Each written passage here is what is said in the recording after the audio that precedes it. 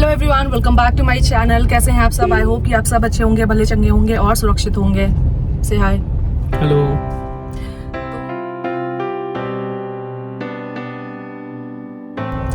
तो आज हम लोग जा रहे हैं मेरे पासपोर्ट के रिन्यूअल के लिए। तो रिन्यूअल का जो प्रोसेस है वो आपको मैं आपको डिटेल में बताऊंगी। तो सबसे पहले आपको पासपोर्ट सेवा का जो ऑफिशियल वेबसाइट है वहाँ पे जाना है और यहाँ पे क्लिक करना है एग्जिस्टिंग यूज़र लॉगिन, अगर आपको रिन्यूअल प्रोसेस के लिए जाना है। और न्यू यूज़र के लिए अगर जाना है, अगर फ्रेश पासपोर्ट चाहिए उसके लिए न्यू यूज़र रजिस्ट्रेशन पे क्लिक करना है। उसके बाद नेक्स्ट पेज जो आता है दैट इज़ लॉगिन आईडी। यहाँ पे आपको लॉगिन आईडी पे क्लिक करना है और कंटिन्यू पे क्लिक करना है। फिर नेक्स्ट पेज जो है वहाँ पे आपको डालना है आपका पासवर्ड एंड साथ में लॉगिन आईडी जो है वो ऑटो फैच होके आ जाएगी एंड कैप्चा जो है वो आपको एंटर करके यहाँ पे आपको लॉगिन कर देना है। उसके बाद यहाँ पे आता है आपका अप्लाई फॉर फ्रेश पासपोर्ट और री इशू ऑफ द पासपोर्ट। तो यहाँ पे आपको क्लिक करना है दोनों ही केस में, नए पासपोर्ट में या रिन्यूअल के लिए। फिर यहाँ पे आता है आपको click here to fill the form online and दूसरा ऑप्शन ऑल्टरनेटिव है कि आप इस फॉर्म को डाउनलोड करके ऑफलाइन फिल करके वापस से जो वेबसाइट है उस पर अपलोड कर सकते हैं। फिर उसके बाद यहाँ पे आपको दोनों में से जो भी सिलेक्ट करना है, फ्रेश पासपोर्ट के लिए कर रहे हैं तो फ्रेश पासपोर्ट सिलेक्ट करना है, री इशू कर रहे हैं तो री इशू पे सिलेक्ट करना है। मेरे केस में यहाँ पे री इशू और पासपोर्ट पे मैंने क्लिक किया है और यहाँ पे आपके पास दो ऑप्शन है, चाहे तो नॉर्मल के लिए आप जा सकते हैं, नहीं तो तत्काल के लिए। एंड पेजेस जो है 36 पेजेस चाहिए या 60 पेजेस चाहिए, दोनों में से कोई भी आप कर सकते हैं। यहाँ लेफ्ट साइड में जितने भी ऑप्शंस हैं ये सब आपको फिल करने के बाद आपको एक और ऑप्शन आएगा उसके बाद, जो कि आपका टाइम स्लॉट होगा एंड डेट होगा। ये दोनों सेलेक्ट करने के बाद आपको जो है पेमेंट करना है एंड जो पेमेंट है वो ऑनलाइन ही करना होता है। एंड उसके बाद फिर आपको किस डेट को और किस टाइम पे जाना है पासपोर्ट ऑफिस वो यहाँ पे कंफर्म हो जाएगा। फिलहाल मैं जा रही हूँ passport office and again let हो रहा है तो जल्दी जल्दी जा रही हूँ। पहले टुकू को वहाँ पे स्कूल से उसको लेना है, रिसीव करना है और उसके बाद फिर मैं जाऊँगी पासपोर्ट ऑफिस। ज़्यादा दूर नहीं है passport office, I think and I pray कि ज़्यादा ट्रैफिक ना मिले तो टाइम पे पहुँच जाएंगे। जो स्लॉट है मेरा दैट इज़ 12:45। तो लेट्स सी। अभी जब हमने टुकू को ले लिया है, टुकू से हाय हाय, और टुकू को मैं लेकर जा रही हूँ पासपोर्ट ऑफिस। ये पापा के साथ रहेगी, रवि के साथ, और मैं जाऊंगी अंदर। तो टुकू का भी पासपोर्ट जो है वो भी बनवाना है। टुकू का भी पासपोर्ट बनेगा, नया पासपोर्ट बन के आएगा। फिर हम लोग कहाँ जाएंगे? पासपोर्ट जाएंगे पासपोर्ट में फिर हम लोग फॉरेन ट्रिप मारेंगे। ट्रैफिक बहुत गंदी है, मैं आपको दिखाती हूँ। ट्रैफिक देख लीजिए, ट्रैफिक का हाल, बहुत ज़्यादा ट्रैफिक है। और अभी बज रहे हैं सिर्फ 12:30 हुए हैं। लो जी, मैं पहुंच गई पासपोर्ट ऑफिस और यहाँ पे क्यू देखो आप, कितनी लंबी क्यू है। और यहाँ पे काउंटर पे जब मैं पहुंच गई ना तब उन्होंने बोला कि डिक्लेरेशन फॉर्म जो है वो आपको भर के वापस से आना पड़ेगा।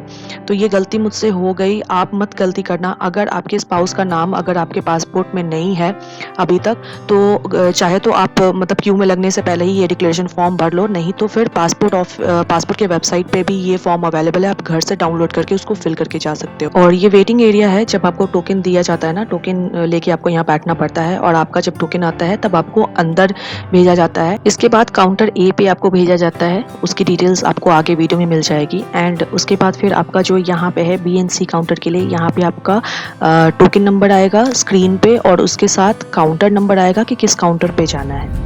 हे एवरीवन, सो अभी जो है मेरा काम हो गया पासपोर्ट का। बहुत टाइम लगा है, अभी टाइम हो रहा है 3:35। मैं आई थी 12:41 में आ गई थी। मुझे 3 घंटे लगे हैं। फर्स्ट टाइम जब आप कोई भी पासपोर्ट बनवाते हैं तो जो सारे प्रोसेसेस हैं वो सारा प्रोसेस फिर से होता है। आप जो फर्स्ट काउंटर पे बिल्कुल पहुंचते हैं जहाँ पे मैसेज दिखाना होता है एंड फिर उसके बाद फिर वो कोई डिक्लेरेशन फॉर्म वगैरह ये सब देते हैं, जो कि मैंने आपको वीडियो में दिखा चुकी हूँ मैं कि डिक्लेरेशन फॉर्म उन्होंने दिया क्योंकि जब मैं पासपोर्ट बनवाई थी अपना पहले तो उस टाइम पे मैं मैरिड नहीं थी, मैं बैचलर थी। अभी मैं मैरिड हूँ तो उन्होंने मुझे मेरे स्पाउस का नाम जो है वो ऐड करने के लिए उन्होंने बोला बोला पासपोर्ट में, तो उसके लिए मैं डिक्लेरेशन फॉर्म जो है वो जाके वापस से भरी, फिर वापस से मैं खड़ी हुई वहाँ पे क्यू में, बहुत लंबा टाइम लग गया, उसी में मुझे लगता है ऑलमोस्ट 1 घंटे लग गया पहले वाले में। फिर उसके बाद उन्होंने एक टोकन नंबर दिया एंड फिर मैं अंदर गई। 3 काउंटर आता है, A-B-C। जहाँ तक मुझे याद है जब मैंने फर्स्ट टाइम अपना बनवाया था ना, उस टाइम पे इतना ज़्यादा काउंटर नहीं था। तो मुझे क्या देखने को मिला कि जो सबसे फर्स्ट वाला जो है वो काउंटर मैं नहीं बोलूँगी, वो सिर्फ और सिर्फ इनिशियल जोन में बोल सकती हूँ वो, और जो प्रोसेसिंग वाला जो था दैट इज़ काउंटर A। ये दोनों जो है वहाँ पे सिर्फ TCS के एम्प्लॉय थे, तो मुझे लगता है कि वो शायद रिसोर्स थे लाइक TCS के तरफ से। यहाँ पे आपका जो पासपोर्ट है वो चेक करेंगे, फिर आपका फिर से वापस से फ़ोटो खींचेंगे। हाँ, दोनों थंब का उन्होंने वहाँ पे फिंगरप्रिंट लिया, फिर वापस से राइट हैंड का 4 फिंगर का उन्होंने वापस से प्रिंट लिया, एंड फिर उन्होंने लेफ्ट हैंड का सेम 4 फिंगर्स का उन्होंने वापस से लाइक फिंगरप्रिंट्स लिए। एंड उसके बाद फिर वो एक फॉर्म देते हैं, कुछ एप्लीकेशन फॉर्म करके आता है, और उस पर आपका जो टोकन नंबर रहता है ना, वो टोकन नंबर वापस से लिख के देते हैं। एंड फिर आपको B काउंटर पे जाना होता है, तो B काउंटर पे फिर मुझे वेट करना पड़ा, एंड वहाँ पे ऑलमोस्ट 45 मिनट्स टाइप से वेट करने के बाद मुझे जब मैंने जाके वहाँ पे दिखाया ये एप्लीकेशन फॉर्म, तो वापस से आपका जो ओरिजिनल ID प्रूफ होता है वो चेक करते हैं, आपका पासपोर्ट चेक करते हैं, एंड फिर उसके बाद फिर आपको वो C काउंटर पे भेजेंगे। अनफॉर्चुनेटली यहाँ पे क्या हुआ मेरे साथ कि रवि ने एक्चुअली जो मेरा आधार कार्ड था उन्होंने ऑनलाइन अपलोड करने की कोशिश की थी, बट वो अपलोड नहीं हो पाया। इसकी वजह से क्या हुआ ना कि मुझे काउंटर B से वापस से मुझे A1 में भेज दिया गया, ताकि जो ओरिजिनल जो मेरा आधार कार्ड है वो अपलोड हो सके। आधा घंटा मुझे लगता है 30-35 मिनट्स लगा। फिर वापस से मुझे B काउंटर पे भेजा गया, एंड वहाँ पे उन्होंने देखा तो वहाँ पे मुझे ज़्यादा टाइम नहीं लगा, वहाँ पे हार्डली मुझे लगता है कि 5 मिनट लगे होंगे, एंड वहाँ से उन्होंने मुझे भेज दिया काउंटर C पे। काउंटर C पे मुझे 10 मिनट्स में मेरा नंबर आ गया था, और जो काउंटर C है ना बहुत लिमिटेड है, मतलब बहुत कम है, सिर्फ 4 काउंटर है। B में 5 काउंटर है शायद। तो C काउंटर पे मुझे 10 मिनट्स लगे, और उन्होंने मेरा जो एप्लीकेशन फॉर्म था वो एक बार चेक किया, और जो मेरा पासपोर्ट था उन्होंने पासपोर्ट चेक किया, और पासपोर्ट में उन्होंने एक कुछ ठप्पा लगाया है, मैं आपको देख के बताती हूँ, मुझे एक्चुअली ठीक से दिख नहीं रहा है। Visa if any remains valid, passport, अच्छा ये पासपोर्ट जो है वो कैंसल्ड हो चुका है, एंड वीज़ा अगर है कहीं का तो वो वैलिड रहेगा। और उसके बाद फिर ना यहाँ पे उन्होंने ये आप देख सकते हो, ये यहाँ पे 2 छेद देख सकते हो, पंच कटर, तो उससे यहाँ पे उन्होंने 2 छेद कर दिया। तो अब ये जो पासपोर्ट है ये वैलिड नहीं है। अब दूसरा पासपोर्ट आएगा, मेरा जो पुलिस वेरिफिकेशन है वो फिर से होगा, और उसके बाद फिर मेरा जो पासपोर्ट है वो आएगा। तो वो जो भी रहेगा, जैसे जैसे होगा नेक्स्ट स्टेप वो मैं आपको बताऊंगी। सो सैटरडे खुला नहीं रहता है शायद, तो आपको मंडे टू फ्राइडे ही आना होगा। तो अभी मुझे 3 घंटे लग गए, ठीक है। और ये भी रिन्यूअल प्रोसेस है। अगर फर्स्ट टाइम अगर मैं बनवाई थी, मुझे याद है मुझे इतना टाइम नहीं लगा, 3 घंटे तो नहीं लगा था मुझे पासपोर्ट बनवाने में। तुम्हें कितना टाइम लगा था? इतना ज़्यादा? आधा घंटा 40 मिनट है, मतलब मैक्सिमम 1 आवर लगा था। एक बार अगर मैं अंदर चली गई ना तो उसके बाद फिर वो फटाफट सारा काम हो गया था। बट ये रिन्यूअल प्रोसेस में, और मुझे लगता है नंबर ऑफ एप्लीकेंट्स भी बढ़ गए होंगे शायद, अभी बहुत ज़्यादा था। मेरा जो टोकन नंबर था दैट वाज 364। सो मुझसे पहले ऑलरेडी 363 लोग जो थे वो ऑलरेडी मतलब कि थे नंबर में। तो आप समझ सकते हो कितना क्राउड है। तो अभी फ़िलहाल इतना ही है, और मैं अभी फ़िलहाल जा रही हूँ घर। आपको मिलती हूँ जब मेरा पुलिस वेरिफिकेशन ये सब जब होगा, उस टाइम पे मैं आपको बताऊँगी, बाकी अदर इन्फॉर्मेशन भी दूँगी। हे एवरीवन, सो आज है लाइक मुझे लगता है 3 से 4 दिन हो गए हैं पासपोर्ट ऑफिस से आए हुए, और एवरी डे ना जो पुलिस स्टेशन था वो चेंज हो रहा था पासपोर्ट वाले वेबसाइट पे। और फाइनली जो है कल मुझे जो मेरा नियरेस्ट पुलिस स्टेशन है वहाँ से मुझे कॉल आया है, तो वहाँ पे मैं जा रही हूँ टुकू को स्कूल छोड़ के, एंड उसके बाद फिर वहाँ से मैं निकलूँगी। तो हम लोग अभी पुलिस स्टेशन पहुंच गए हैं, बट समझ में नहीं आ रहा कि पुलिस स्टेशन कहाँ है। रवि यहाँ है, इधर है आगे से राइट, और यहाँ से अभी भी दिखा रहा है कि 1 किलोमीटर हमें वॉक करके जाना पड़ेगा। नहीं कार्ड में दिखा रहा है क्योंकि यू टर्न लेके फिर से जाना पड़ेगा, बट रोड ब्लॉक है ना। अच्छा, पैदल जाना पास में पड़ेगा, है क्या? पैदल पास में है। तो जाते हैं, मे बी अंदर तो खैर शूट करना अलाउड नहीं होगा, बट मैं देखती हूँ कहाँ तक कर सकती हूँ।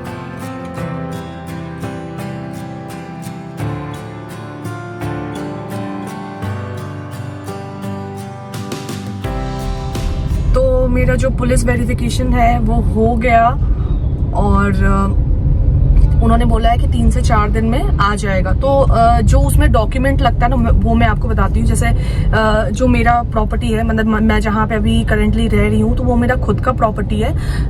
तो उन्होंने जो आधार कार्ड है, आधार कार्ड, ओरिजिनल आधार कार्ड उन्होंने चेक किया और फिर उन्होंने एक क्वेश्चन पूछा कि आपके नाम से कोई पुलिस केस है। तो मैंने बोला नहीं सर, मेरे नाम से कोई पुलिस केस नहीं है। और फिर वो एक फॉर्म देते हैं जहाँ पे 3 जगह पे मुझे साइन करने को बोला गया। तो वो 3 जगह पे मैंने साइन किया और सब कनाडा में था, सब कनाडा में था।